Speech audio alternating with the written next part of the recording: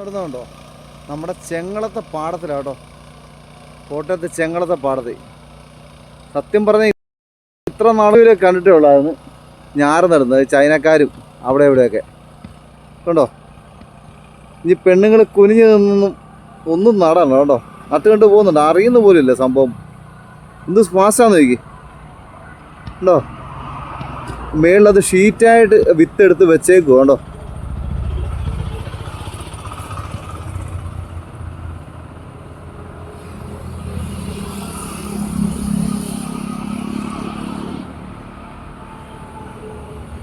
ഇത് ആ ഒരു ഷീറ്റ് തീരുമ്പം അടുത്തത് എടുത്ത് വെച്ച് കൊടുക്കുക, അതാണ് പരിപാടി.